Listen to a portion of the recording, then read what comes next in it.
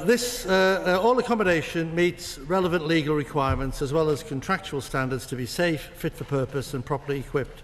The contractual standards are contained in the asylum accommodation support contracts. The Minister for that answer and apologise for not being my noble friend Lord Evans. Now, he has a contact who runs a series of hostels for backpackers, many of whom are young men and must in the course of things share facilities. But when my noble friend's contacts apply to the Home Office to take illegal migrants in his hostels, he was told this was impossible because not all the facilities are en suite. So my noble friend would like to know why it is shared facilities are suitable for young male legal backpackers but not suitable for young male illegal migrants. That's a good question. Well, perhaps he could ask the previous Home Office ministers under the last administration, because all the contracts with the current asylum accommodation were signed by previous ministers.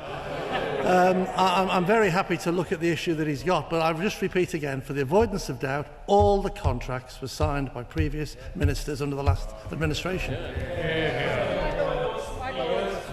Are not suitable for either the community or for the asylum seekers.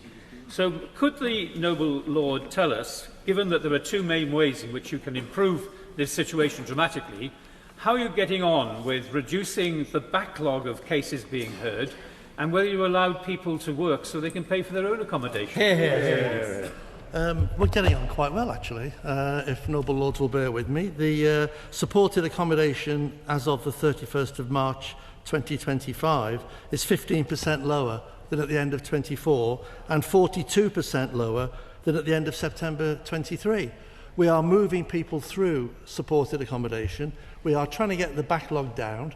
We have used money saved from the wasteful Rwanda scheme to put money into people to examine asylum claims and process them quickly. And I note again his helpful suggestion that we look at how people can work. I think that is a pull factor.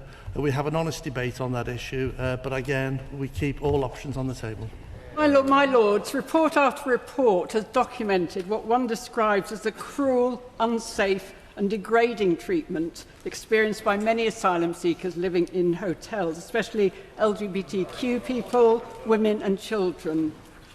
Could my noble friend tell me what steps the Home Office are taking to strengthen safeguarding procedures so long as hotels, usually of low quality, continue to be used to house asylum seekers? I'm grateful to my noble friend. Safeguarding is extremely important. It is the ambition of the government to remove all asylum seekers from hotels as soon as practical. And we have reduced the number of hotels, and in fact I can tell my noble friend that we have fewer hotels now in this week of the anniversary of the general election than we had last year when the Conservative Party left office. It is our further ambition to reduce that. When the Conservatives were in office, hotel costs peaked at £9 million a day. This time last year, they were £8.5 million a day. This year now, they're £6 million a day. Still too high, but on the right trajectory downwards, and we will continue to safeguard in doing that. My Lords, I have a pal who has a fairly good grade job, and he had booked many months ahead in a 4-star accommodation of a well-known hotel chain. 2 days a week. He had a phone call out of the blue saying, "I'm very sorry, but your months ahead booked accommodation in our 4-star hotel has now been cancelled because the hotel of 150 rooms has now been taken over for migrant accommodation." Would the noble Lord agree with me that the pull factors of good accommodation are obviously clear? The pull factors of ability to get one of these delivery jobs is very clear in this country, and we can see on every high street a number of illegal style working. Until we get a grip on these, I'm afraid this won't get any better. We need rather more than the words of "let's smash the gangs." I'm grateful to the noble Lord. I'd be grateful if he wants to write to me with the details of his friend's hotel, because it's a great surprise to me that we're not opening new hotels. We're trying to reduce hotels and reduce the bills from his government from £9 million a day to £8 million a day to the current £6.5 million a day that I've mentioned. And if he wants to tackle illegal working, I very much recommend him to support the bill that's currently before this House on employment rights, which is about reducing the pull factors of illegal working, cracking down on illegal employers. And as I recall, the opposition has voted against that bill on several occasions and plans to do so still further. According to the report by Migrant Voice, in 2023, Home Office received 1,500 complaints about migrant hotels. And these are lack of privacy, having to share rooms with strangers, even beds sometimes, overcrowding, dirty rooms, dirty bathrooms, toilets, little access to health care, sexual harassment, intimidation and racism, and out-of-date food and so on. My lords, all these conditions are humanizing to all these people. Is the government aware of their conditions in these hotels? I'm grateful to my noble friend. He mentions the report, which is 2023.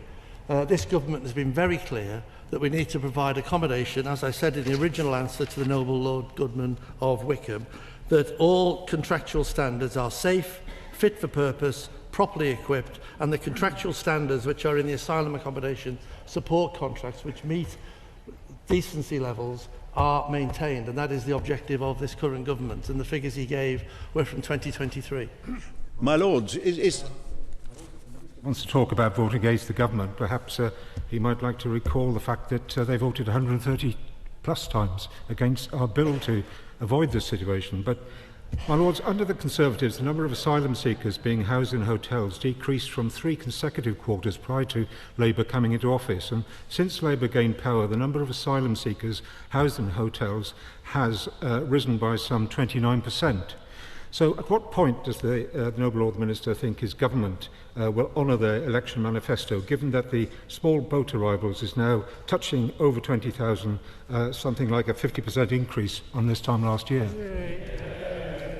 The government set a clear direction of travel in terms of reducing hotels and tackling the backlog of asylum and trying to prevent people coming to this country unfairly in the first place, and when they do claim asylum, processing those asylum claims very much quicker.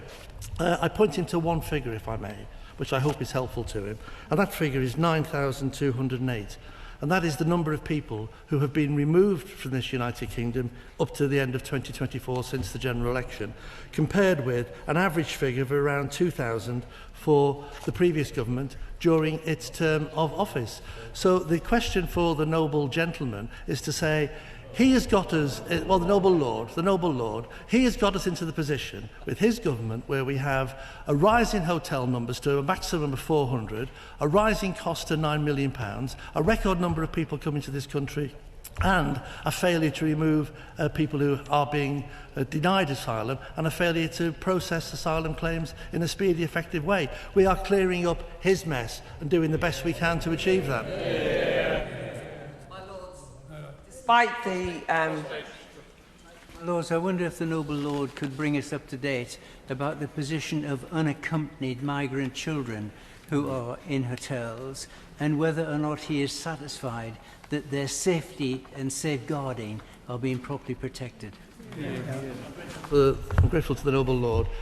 We took an early decision, which he knows, to ensure that we worked with the local authority, Kent, to ensure that that safeguarding was in place. That is in place now. There are still a number of unaccounted migrant children which this government's responsibilities. We are taking efforts to track them down as best we can, but I assure him that we are taking every step we can to make sure that that situation doesn't occur again. My Lords, is the government making any progress in its search for a safe third country or third countries where applicants for asylum could have their case processed before being admitted to this country at all, which is the only policy they have, which would avoid the need for hotel accommodation almost completely in future? Is this still the government's policy? And is there any prospect of progress being made in the near future? Well, the government, as you know, has been discussing a number of matters with a number of countries, and I can't bring him up to date today with the final details of those projects. But what we have done is scrap the Rwanda scheme, which was costly, ineffective, and didn't remove people. And we are continuing to work with our French Dutch and Belgian colleagues to look at how we can stem the flow of people who are coming here on irregular migration, so that we can look at proper asylum assessments and proper removals accordingly, in conjunction with those European countries that are most impacted in the European community.